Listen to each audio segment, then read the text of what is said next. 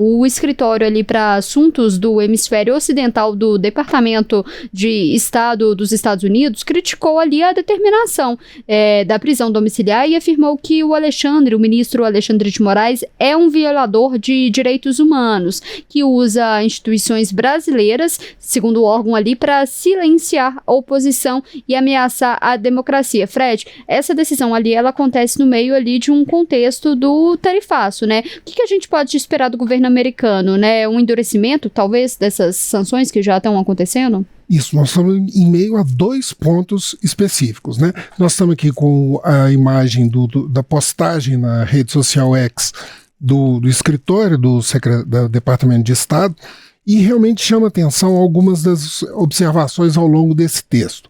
Primeiro, esse enquadramento do Alexandre de Moraes como um violador de direitos humanos, né?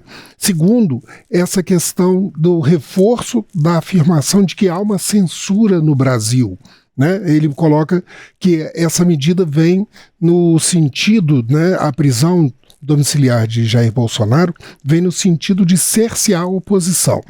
Terceiro, eles colocam um posicionamento oficial do governo dos Estados Unidos. Ainda não há, até o momento que a gente entrou aqui no estúdio, ainda não havia uma postagem do Trump, nem na sua rede social, nem em uma declaração da Casa Branca, né? Mas essa postagem aqui fala que é um posicionamento dos Estados Unidos condenando a ordem de prisão. E, por fim, aí vem o que mais sinaliza a nossa expectativa do que pode acontecer, né?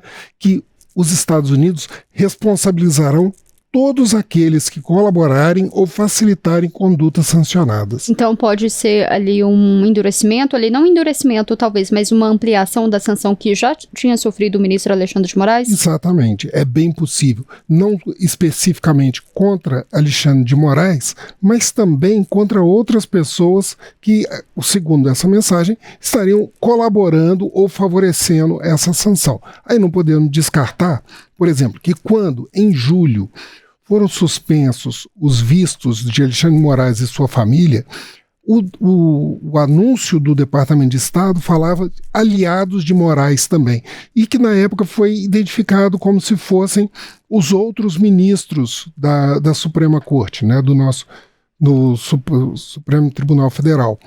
Então, é uma possibilidade de que haja a expansão das sanções da Lei Magnitsky, que já foi aplicada contra Alexandre de Moraes, contra outros membros, ou do Judiciário, ou até do Executivo, né? Pessoas que estejam envolvidas no julgamento do ex-presidente Jair Bolsonaro, né?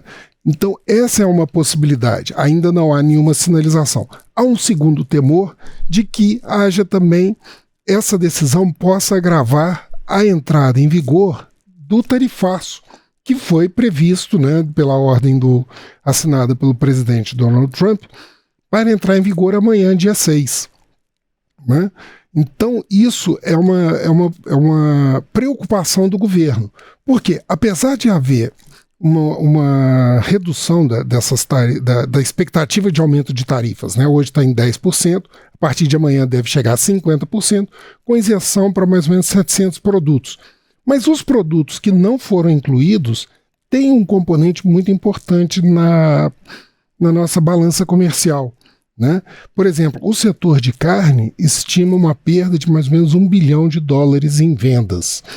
Todos esses setores que não foram atingidos, assim, não foram isentados, né, que inclui o café, frutas e carnes, envolve um conjunto de mais ou menos 10 mil empresas e 3 milhões de empregos, segundo a Câmara Americana de Comércio do Brasil.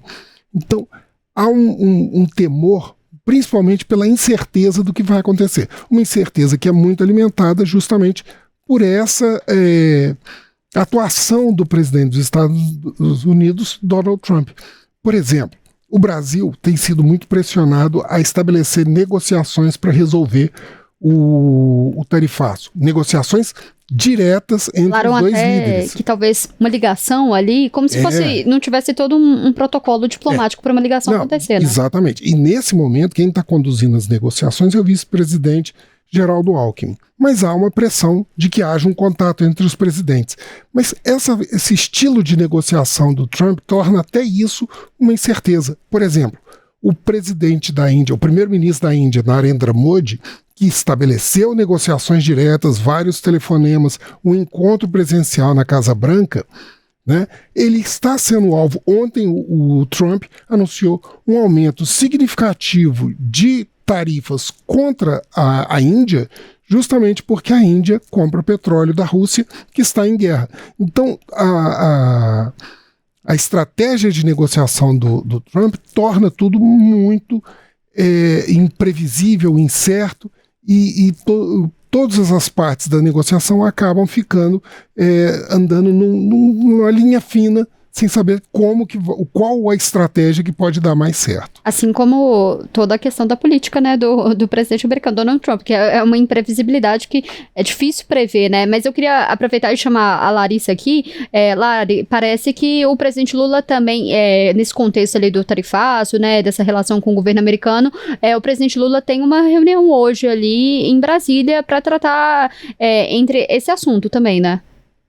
Exatamente, Letícia, é a reunião do chamado Conselhão, é o Conselho de Desenvolvimento Econômico e Sustentável, que reúne não apenas representantes do governo federal, o presidente Lula, o vice-presidente da República, Geraldo Alckmin, a ministra de Relações Institucionais, Gleisi Hoffmann, mas também representantes dos setores econômicos. Então, por exemplo, nessa reunião de hoje, que já está acontecendo agora de manhã, lá no Itamaraty, no prédio do Itamaraty, o Ministério de Relações Exteriores, a gente pode contar ali, né, estão participando representantes, por exemplo, da Confederação Nacional da Indústria e outras entidades representativas do setor econômico. O objetivo desse conselhão é justamente discutir políticas públicas voltadas para o desenvolvimento da economia, discutir ali as contribuições de cada setor, quais são possíveis, né?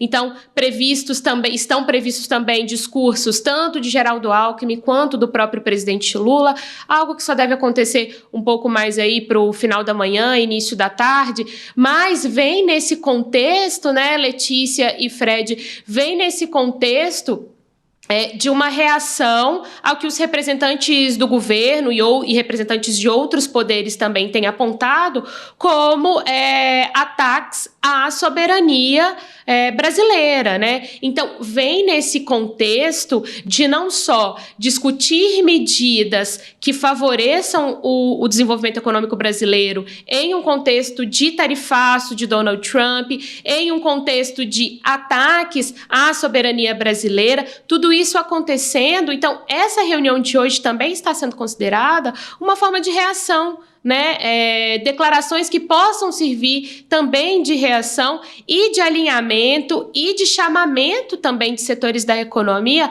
para uma união dos setores em busca de soluções que possam beneficiar a todos. Porque a gente lembra, né? Ok que o tarifaço veio ali excluindo muitos itens, etc., mas ainda há muito o que se buscar e o que se fazer para evitar prejuízos maiores à economia brasileira. Então, também vem nesse contexto de união de forças para responder a esse tarifaço e para responder também a outros ataques, como eu disse, à soberania brasileira. Então, vem num momento também muito estratégico para o governo federal, Letícia.